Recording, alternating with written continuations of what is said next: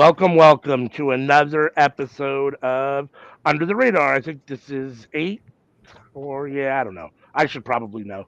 It's unofficially sponsored by NyQuil because I got a cold and this helps. And these cough drops will hopefully help me coughing too much on the stream.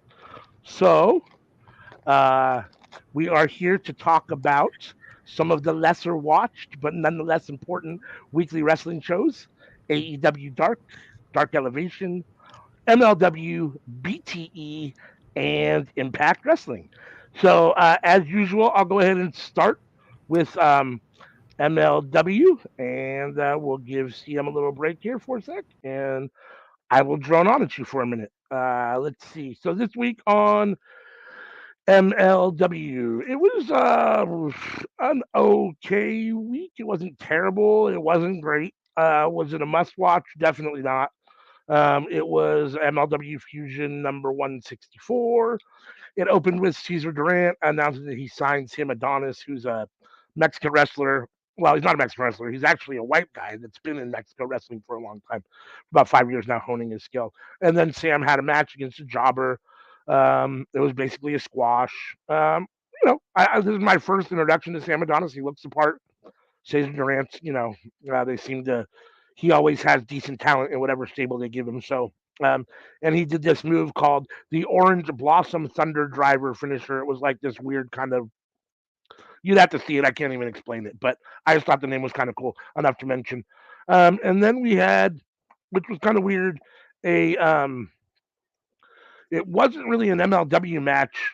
It was a Japanese match. I think it's Dragon Gate, and it was for the open open the Dream Gate Championship, and the belt itself has like a lock on it, and the number one contender has a key, and if he wins, then he puts the key in the belt and opens the lock, and now it's his belt. If he loses, then the key gets hung on the belt, and the guy that is the belt winner, accumulates keys from his number one. It's kind of odd, but the match itself was good. Um, Shun Skywalker versus Yamato. Um, a strong style match. Shun is the champion at this, when the match starts. He's had six defenses. He's been on like a 9 month reign. Yamada wins and becomes a new champion. It was a good match. Again, this wasn't an MLW match. It was a Dream Gate match that they just kind of put in the middle of the show, which was kind of odd. Then we had a very then sometimes life does pour over into wrestling, and Richard Holiday, whether you like him or dislike him, I don't know if you're even familiar with him or not, but he's a heel from MLW. He was in a faction with Hammerstone and MJF when MJF was on MLW. They were the dynasty, but he announced that he has cancer, and that he's Hodgkin's lymphoma. So he's going to be stepping away to take care of that. And us here at Workhorse Wrestling Network wish him all the best and speedy recovery. And we can't wait to see him back in the ring. So that was a bit of a somber experience. And then we had the main event, which was Taya defending her featherweight title against Trish Adora. It was a good match for about the 4 or 5 minutes they let them actually wrestle. It was far too short. This match deserves way more time. Both these women are really good wrestlers. The problem was that Taya is with Caesar at the moment, and so Caesar got involved, and as a result, Taya won because Caesar, helped her win. So with the shenanigans, it kind of ruined that main event match. So um, this is probably not a must-see week of MLW. So yeah, that's my summary of MLW in about 4 minutes and 30 seconds.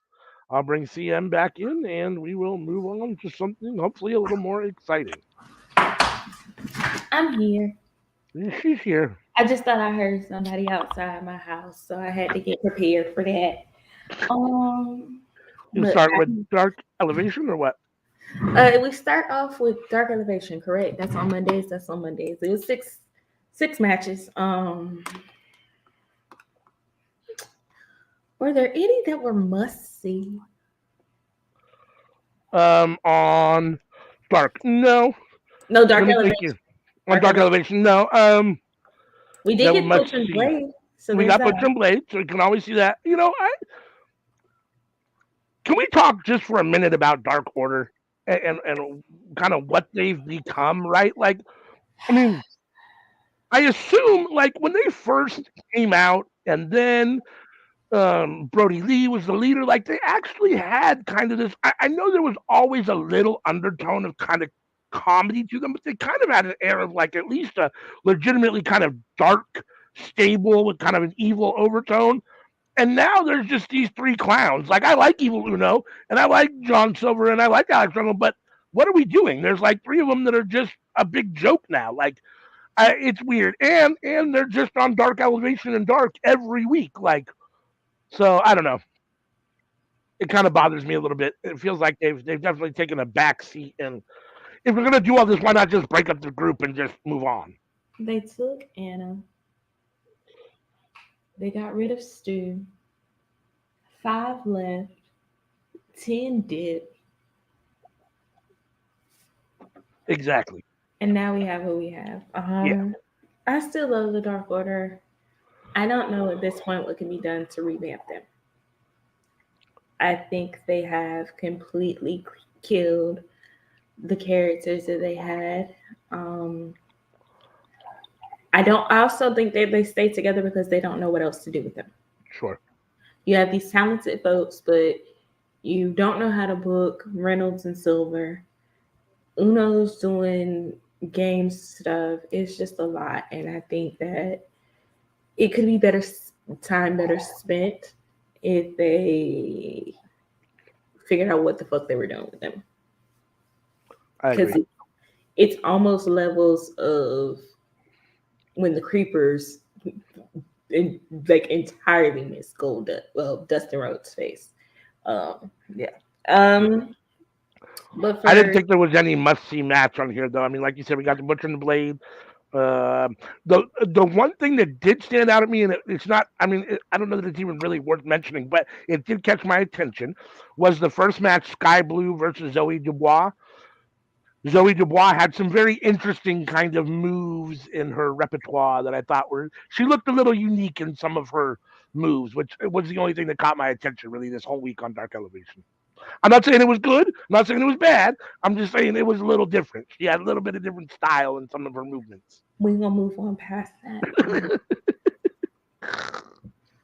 because I'm not so She looked like she might have spent some time on the pole. I'm just gonna leave it at that. I'm just gonna leave it at that. I'm sorry. I'm sorry. I'm sorry. I'm sorry. I went too far. My bad. trying to move past it. Um, so Dark Elevation, you could kind of skip, or if you need something to kind of sustain your attention while you're at the gym, this is a good episode for that. You can do your reps and not really miss anything. Dark. We're Yeah. blessed with another Dark Order match. So Dark to me was also skippable. However, on Dark we did see the match where Brick Baker was injured, but I want to know when did they cut it out? Like, Yeah, because I didn't see it. I didn't notice it. Like did I did, wasn't did they did they skateboard her getting hurt? right because I definitely didn't notice it. Like Me neither. And I'm just like, maybe she's just fit. Maybe somebody's got a voodoo doll and they just poke you like a voodoo doll. and it makes Yeah, her. no, I didn't have anything.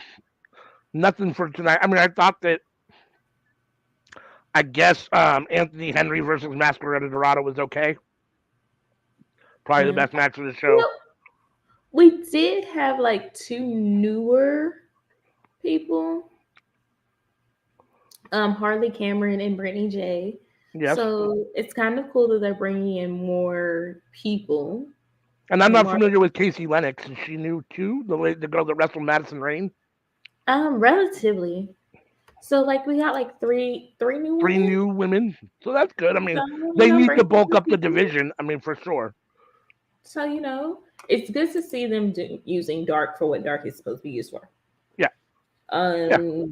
But other than that, yeah, no, No, no. Bronson versus Action Andrade or Action Andretti was nothing to really talk about. Yeah, this week was another kind of you can skip it and you won't miss too much from Dark and Dark Elevation. And I'm kind of feeling it's like that because We are trying to get ROH set up. We are trying to move towards revolution, but I think that there needs to be more consistency. We gotta have something interesting to grab our attention going forward. I agree. Okay, Rampage. I mean, Dark Elevation are gonna flop. Rampage is gonna flop, and then we have to hear Jim Cornette and Vince Russo and everybody. I told you so. I told you so. And I swear, if I Coke.com, if you make me listen to these people say, "I told you so." Right? I just want AEW to be successful, if for no other reason, just to shut those guys up. Yeah, yeah, spite, pity, well, petty, whatever you want to call it. That's what it is. It is. Um, Impact. Impact. Let's see. We actually started the show with the 72-year-old man in the ring. Which, I mean, to be fair now, Mike Jackson had a little bit of offense and looked better than some of these other older guys that have been in the ring. But come on now, really? Is this what we're doing? Like, really? And he gets a title shot. Like, come on. Like, Uh, really? Nobody actually thought Mike Jackson was going to beat Trey Miguel for the title. Like, give me a break. Like, I mean, it's wrestling. It could happen. Like, let's be real. it's Like, not the NWA, it's Impact. They don't make dumbass decisions like that. they do though. I This the Golden Six Shooter. Like, just Golden Six Shooter. But that's Santino being Santino, right? Like, he doesn't know exactly how to call it or what to call it because of the language barrier and because of the, right? Like, no? Okay. Moving on. We had Good Hands versus Kushida and Kevin Knight. I thought it was a good show for Kushida and Kevin Knight. I thought they looked good together. They just came back from the NJP. They were a team in the New Japan Super Junior Tag Team tournament. So I mean, I thought they looked good together. The Good Hands are basically, you don't have to talk about them, but I thought Kushida and Kevin Knight looked okay. Um, I just the good hands. They need a better name. yeah, that's a terrible name.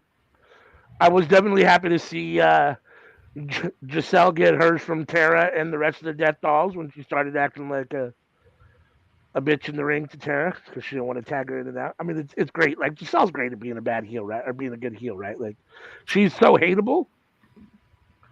Um, but yeah, Mary, that I don't. I just don't. She doesn't connect with me. yeah. I think it's because she like reminds me of this lady off Real Housewives that I don't like. So I think that's why. Were you happy to see Tara back? I'm always happy to see Tara back.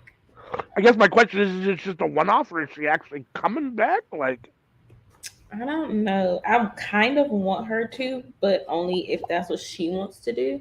sure, Um, but I am a fan of Tara. She has always been a very interesting wrestler to me.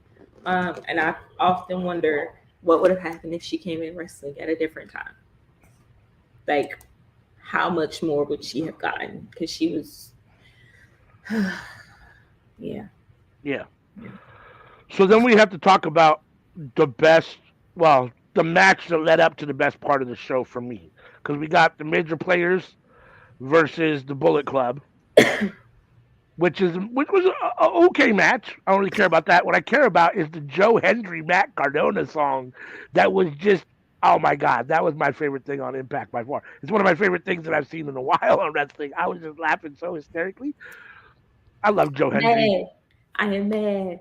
I'm happy Bullet Club got the win, but I'm mad Chris Bay didn't get the pin. Yeah, I'm mad. Give yeah, Chris Bay the pin. Stop making him take the pin. Give him the pin.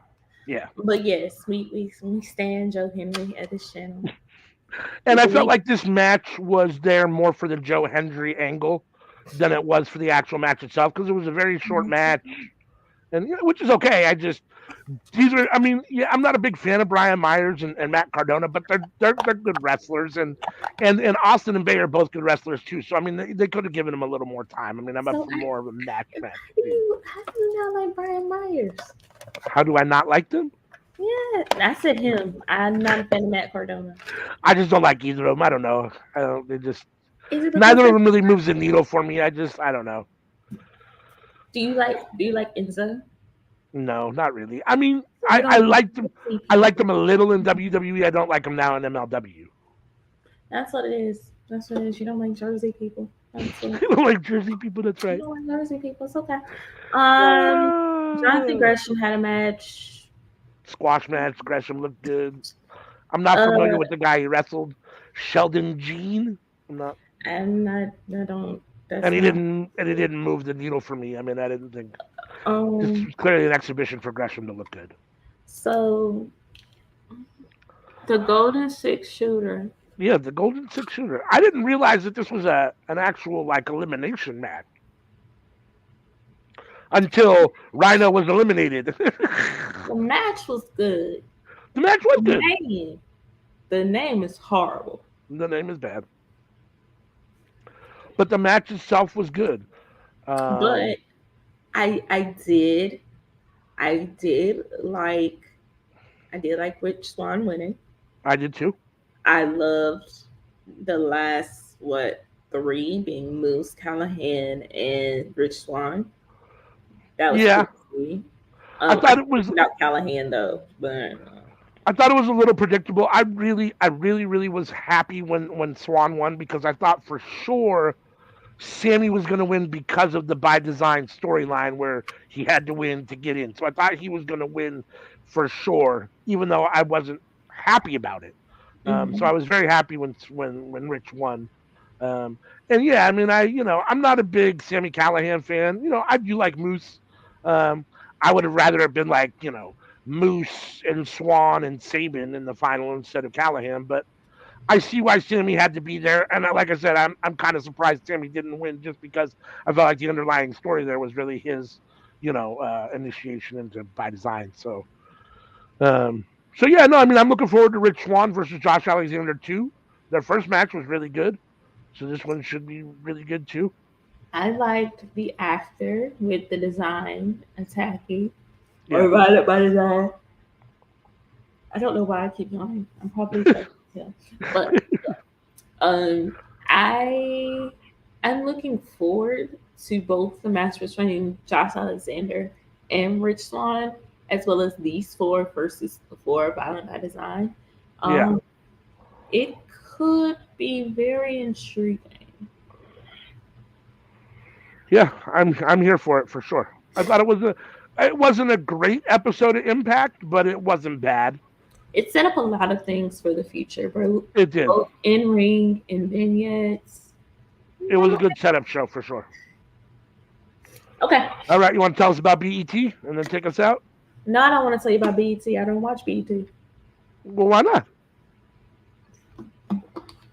Because if I want to watch Tyler Perry movies all the time, I'll just get Oh, them sorry. BTE, VHS. my bad. BTE, my bad. Damn. See, here we go. Can't even cut somebody a Ain't even break. Friday yet. Damn. I'm Ain't, dyslexic and you can't even cut me a break. Damn. it ain't February yet. It ain't February yet. Well, here we go. How about BTE? Does that sound more like it? Yes, I will tell you about all the BTE people that aren't on BET. So this episode was there are a lot of somber moments. They were reflecting on Jay Briscoe, reflecting on again a very key part of a lot of wrestlers' evolution passing away.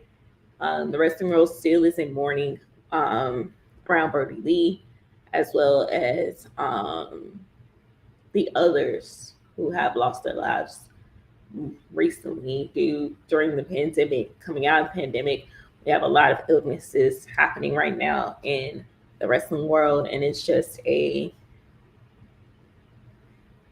very hard time to be a wrestling fan because as we get older, our favorites are getting older, and a lot of us are realizing, along with losing family members, we are also going to be going through the loss of our favorite wrestlers, and that's like childhood, and it's like why type situation, but it is what it is.